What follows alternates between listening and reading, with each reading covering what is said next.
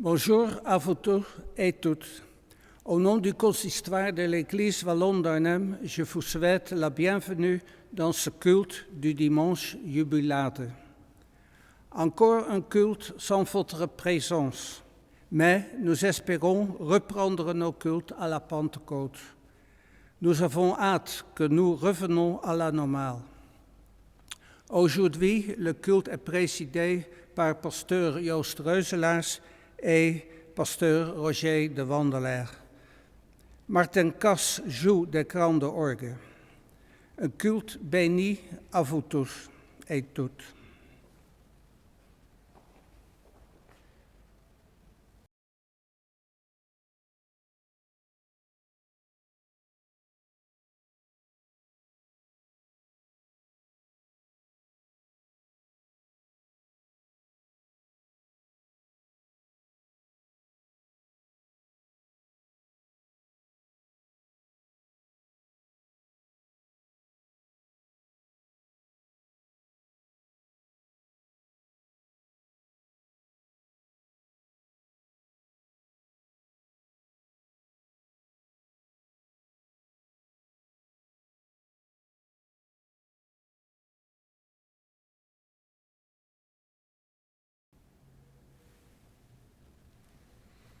Sœurs et frères, c'est d'abord Dieu qui nous accueille ce matin, Dieu en qui nous plaçons notre espérance, Dieu que dans la foi, nous reconnaissons comme créateur de toutes choses et précepteur de l'humanité.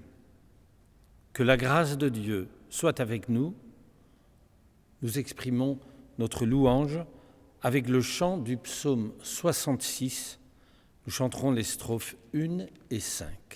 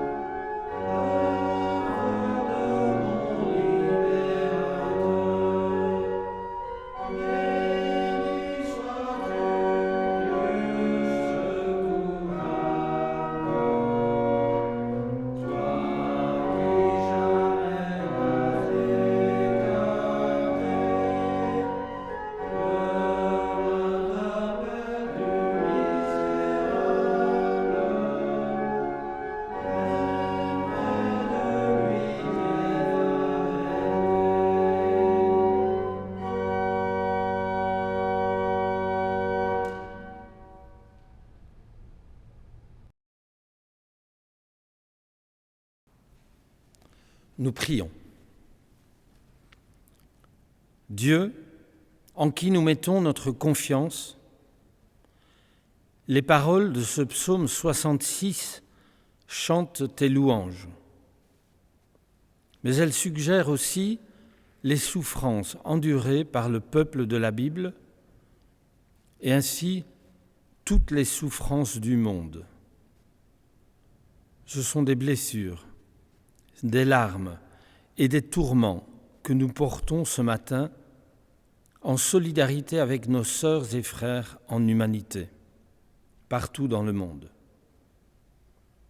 Nous venons à toi en portant le fardeau des souffrances humaines, convaincus que tu n'abandonneras aucun de tes enfants. Nous venons à toi le cœur chargé de peine, mais aussi d'espérance.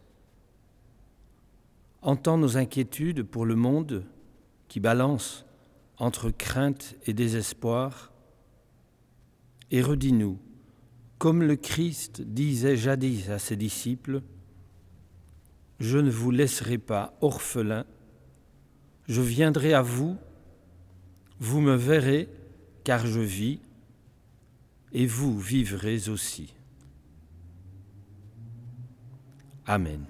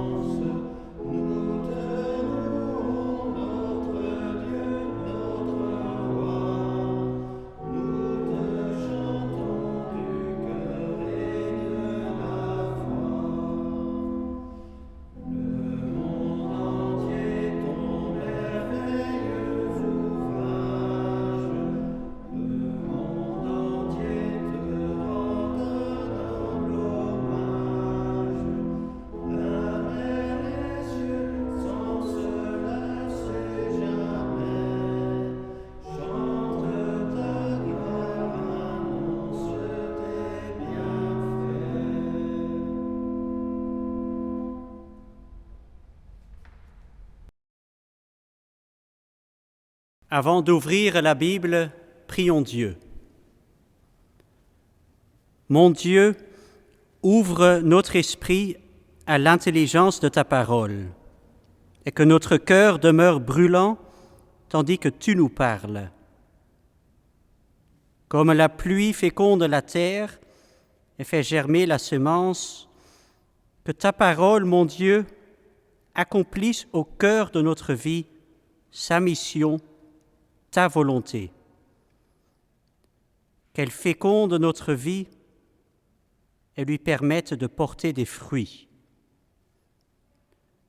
Que ta parole soit la vérité de notre existence, la lampe de nos pas. Amen.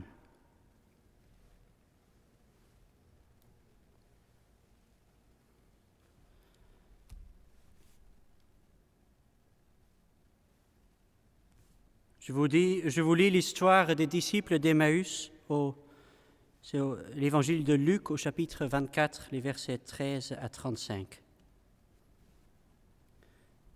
Et voici que ce même jour, 2 d'entre eux allaient à un village nommé Emmaüs, éloigné de Jérusalem de 60 stades.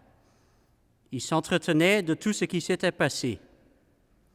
Et pendant qu'ils s'entretenaient et discutaient, Jésus s'approcha et fit route avec eux. Mais leurs yeux étaient empêchés de le reconnaître. Il leur dit alors, « Quels sont ces propos que vous échangez en marchant ?» Et ils s'arrêtèrent, l'air attristé. L'un d'eux, nommé Cléopas, lui répondit, « Es-tu le seul qui séjourne à Jérusalem et ne sache pas ce qui s'y est produit ces jours-ci » ? « Quoi, leur dit-il ? » Ils lui répondirent, « Ce qui s'est produit au sujet de Jésus de Nazareth, qui était un prophète puissant en œuvre et en parole devant Dieu et devant tout le peuple, et comment nos principaux sacrificateurs et nos chefs l'ont livré pour être condamné à mort et l'ont crucifié. Nous espérions que ce serait lui que délivrerait Israël, mais avec tout cela, voici le 3e jour que ces événements se sont produits. Il est vrai que quelques femmes d'entre nous ont fort étonnés, Elles se sont rendues de bon matin au tombeau et, n'ayant pas trouvé son corps, elles sont venues dire que des anges leur sont apparus et ont déclaré qu'il est vivant. Quelques-uns de ceux qui étaient avec nous sont allés au tombeau et ils ont trouvé les choses tout comme les femmes l'avaient dit. Mais lui, ils ne l'ont pas vu. Alors Jésus leur dit, « Hommes sans intelligence, et dont le cœur est lent à croire tout ce qu'ont dit les prophètes.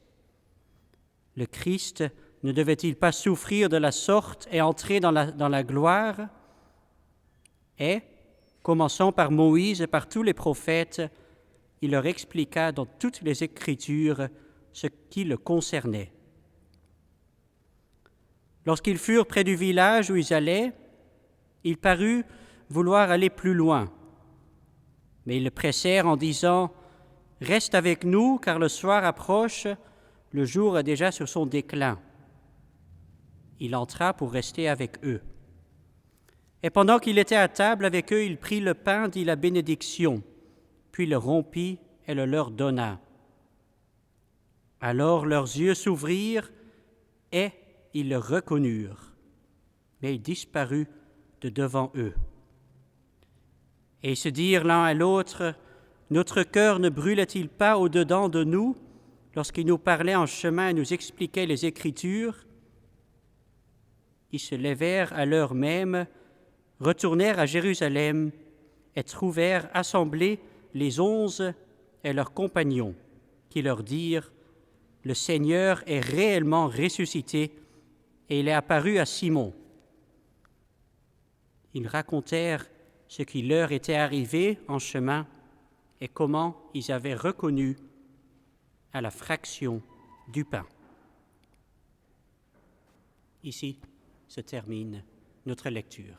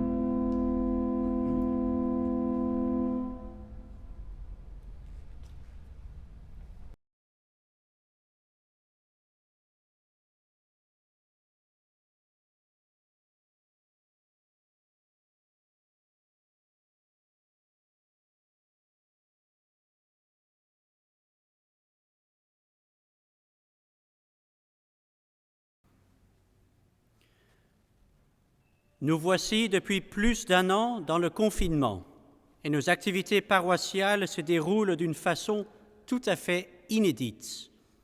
Nous ne pouvons plus nous rendre dans les lieux de culte, nous ne pouvons plus chanter ensemble, nous ne pouvons plus partager au même moment la même prière. La présence virtuelle n'ayant pas les mêmes modalités que la présence réelle. Ce que nous vivons, bien sûr, toute proportion gardée, me rappelle ce que rapporte Martin Luther au révérend John Hess quand il écrit, alors que la peste noire sévissait en Europe, « Je demanderai à Dieu de nous protéger. Ensuite, je vais enfumer pour aider à purifier l'air, donner des médicaments et les prendre. J'éviterai les lieux et les personnes où ma présence n'est pas nécessaire pour ne pas être contaminé et aussi infliger et affecter les autres, pour ne pas causer leur mort par suite de ma négligence. Si Dieu veut me prendre, il me trouvera sûrement, et j'aurai fait ce qu'il attendait de moi, sans être responsable ni de ma propre mort, ni de la mort des autres. » Et aussi dans notre cas, l'ennemi n'est pas seulement notre ennemi, mais il est aussi l'ennemi de tous. Nous sommes à la fois vulnérables et responsables, isolés des autres et interdépendants les uns des autres.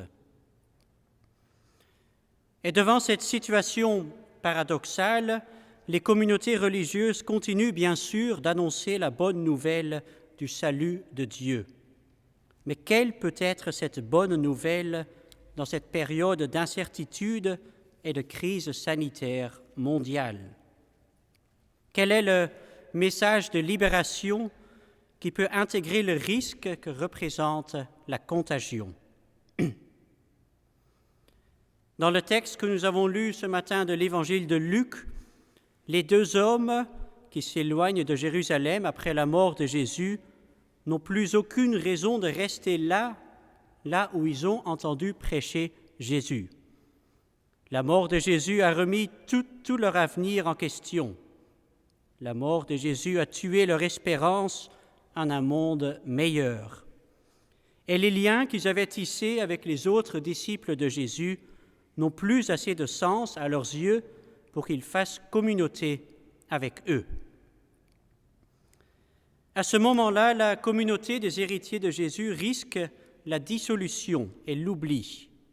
Une nouvelle ère s'ouvre devant eux et ils ont un choix difficile à faire.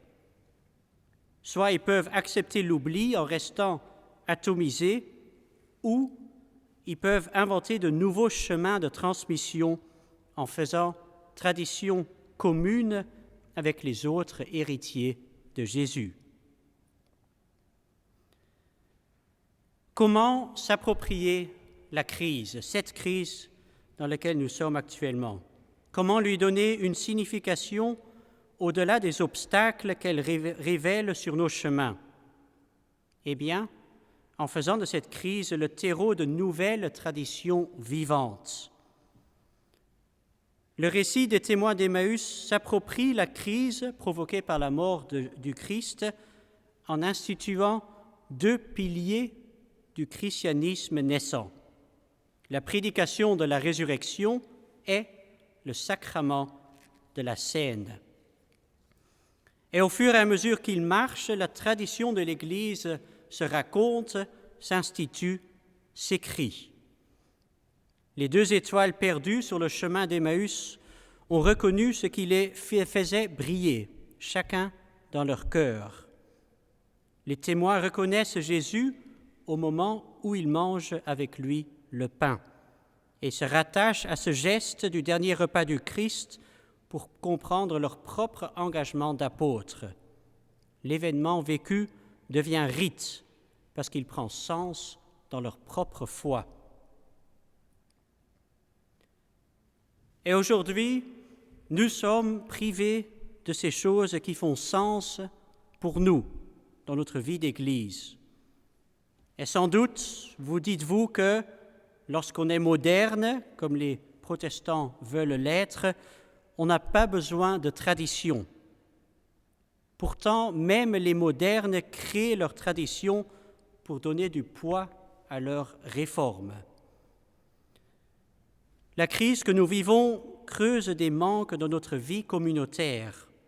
Les liens de fraternité et d'amitié au nom du Christ sont mis à l'épreuve.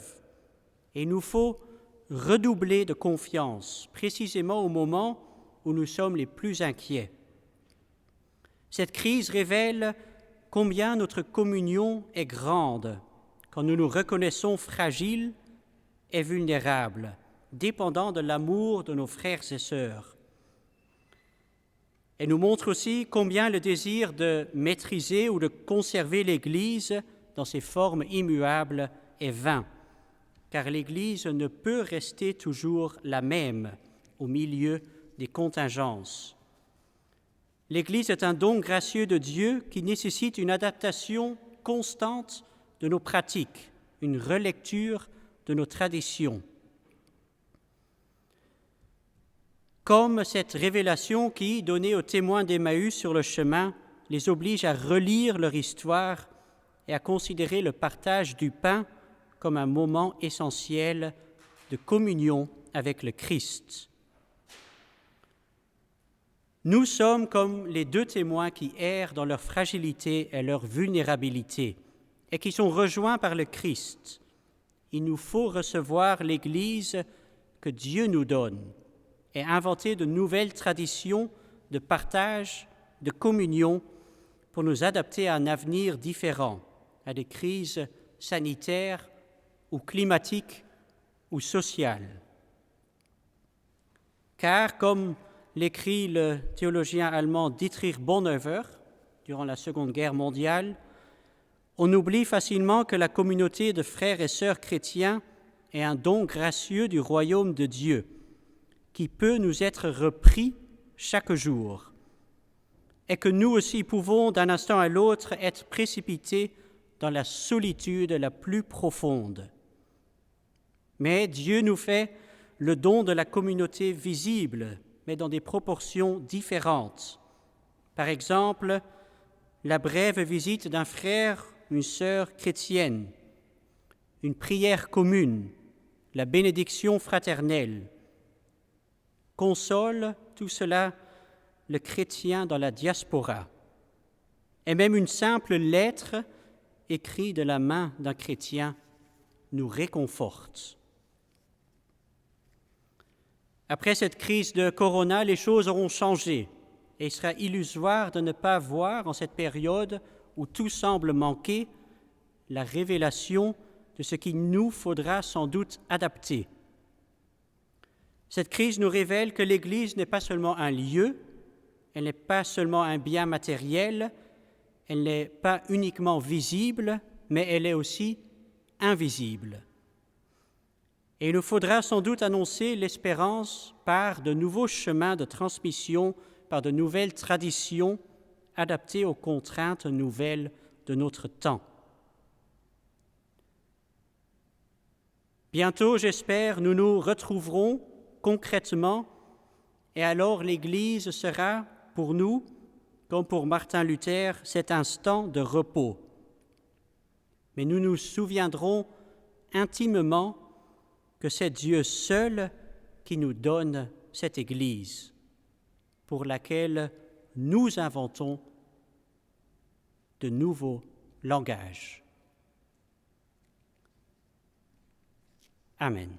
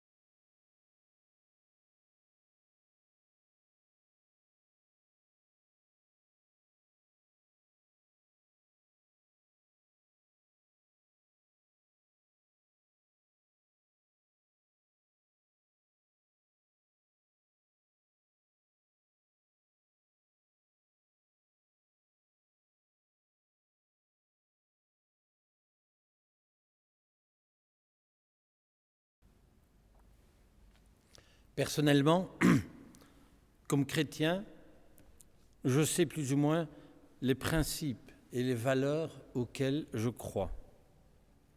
En même temps, je dois bien reconnaître que j'éprouve parfois des hésitations, des doutes, des remises en question. Les formules traditionnelles ne sont pas simples à comprendre. D'autres discours semblent concurrencer quelquefois les affirmations de la foi. Et je pense que je ne suis pas le seul dans ce cas. Abraham et Sarah déjà avaient de la peine à croire en la promesse de Dieu. Thomas voulait d'abord voir avant de croire. Job est sceptique quant à l'idée d'un Dieu tout-puissant qui punit les méchants et récompense les justes. Les évangiles nous décrivent des scribes et des pharisiens sans doute trop enfermés dans leur certitude, mais qui étaient quand même des gens animés d'une certaine foi. Ils n'étaient pas des ennemis de la foi. Pierre lui-même hésite entre le courage et la peur, tel jour prêt à tout pour suivre Jésus, tel autre niant 3 fois le connaître. Tellement de témoins animés d'une foi chancelante. Et pour nous, c'est peut-être un peu pareil. Les choses de la foi ne sont pas simples à formuler. Malgré tout, nous continuons à confesser notre foi en Dieu, sans prendre forcément les choses à la lettre, mais dire « je crois en Dieu le Créateur », cela a du sens pour nous. Cela implique que le monde, la vie, le temps ne nous appartiennent pas. Ils nous sont seulement prêtés. Dire « je crois en Dieu le Père », ce n'est pas rien. Si nous nous considérons comme les enfants d'un même Père, cela veut dire aussi que tous les humains sont donc des frères et sœurs et qu'il s'agit de se comporter en tant que tels. Dire « je crois en Jésus le Christ, Fils de Dieu », cela veut dire que pour nous, ce prophète de Galilée incarne le lien entre Dieu et l'humanité. Il est une sorte de maillon entre la vie ici-bas, telle qu'elle nous apparaît concrètement, et une espèce d'au-delà qui nous invite à prendre de la hauteur et qui fait de sa parole une référence essentielle pour nous.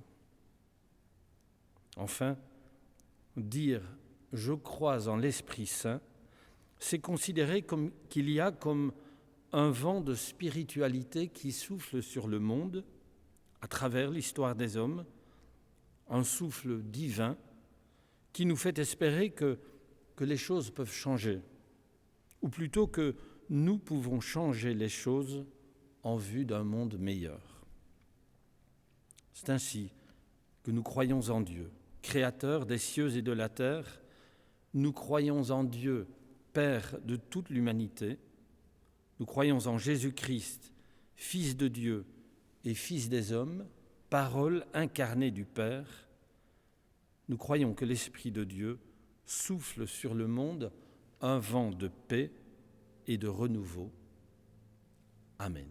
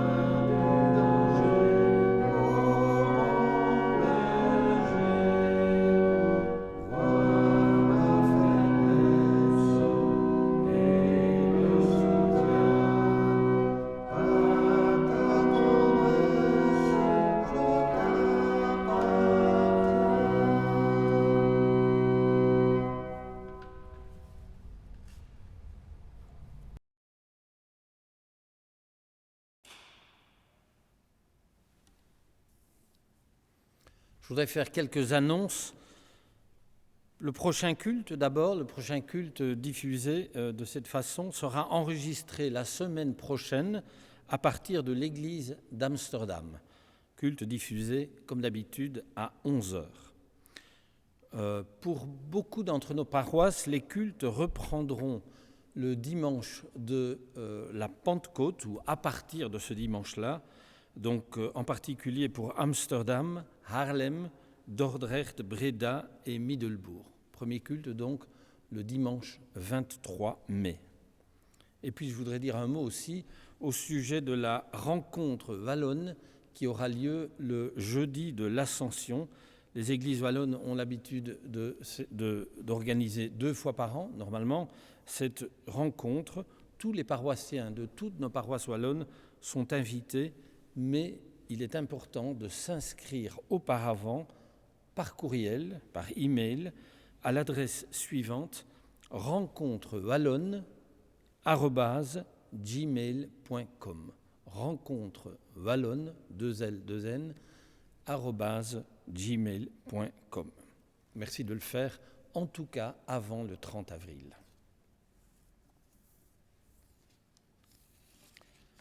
Je vous invite à la prière. Dieu très haut, en disant ta grandeur et ton éternité, ce n'est pas un Dieu éloigné de notre réalité quotidienne que nous disons. Le récit de l'Évangile que nous avons lu ce matin parle du Christ à nos côtés sur les chemins de la vie. Une présence qui n'est pas toujours perceptible au premier abord, mais qu'on peut apercevoir quand même dans le quotidien de nos existences. Nous te prions pour ce monde qui a tant besoin de ta présence. Une présence divine qui éclaire, qui réconcilie, qui apaise, qui encourage. Lorsque les peuples sont tentés par la guerre, par la toute-puissance, par le rejet de l'autre, par l'indifférence à l'égard de la misère, Seigneur, manifeste-toi. Souffle sur notre monde un vent de renaissance, fais briller ta lumière. Nous te prions pour ton Église, pour tes Églises, témoins de l'Évangile, qu'elles gardent cette foi qui permet de déplacer les montagnes. Fais de nous des Abraham, des Pierre, des Sarah, des Thomas, qui doutent quelquefois, mais qui gardent confiance en toi, suffisamment pour dépasser les moments de découragement, suffisamment pour être toujours mieux présent dans ce monde. Nous te prions pour nos proches, nos familles, nos amis, nos voisins, celles et ceux que nous aimons particulièrement et que nous voyons régulièrement, et pour lesquels il nous est possible de nous rendre disponibles.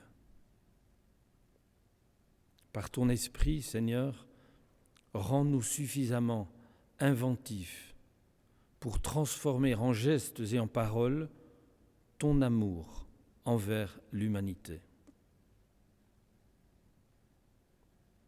Père qui es aux cieux, entends les paroles plus personnelles que nous t'adressons dans le silence de la prière.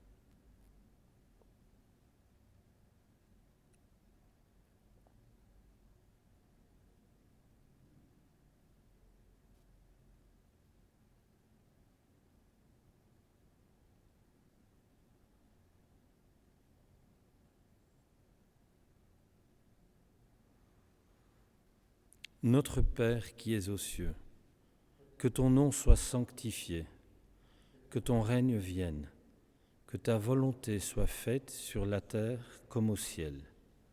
Donne-nous aujourd'hui notre pain de ce jour. Pardonne-nous nos offenses, comme nous pardonnons aussi à ceux qui nous ont offensés. Ne nous soumets pas à la tentation, mais délivre-nous du mal. car c'est à toi qu'appartiennent le règne, la puissance et la gloire au siècle des siècles. Amen.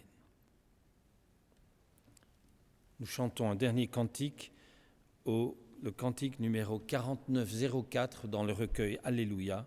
Nous chantons les strophes 1 et 3.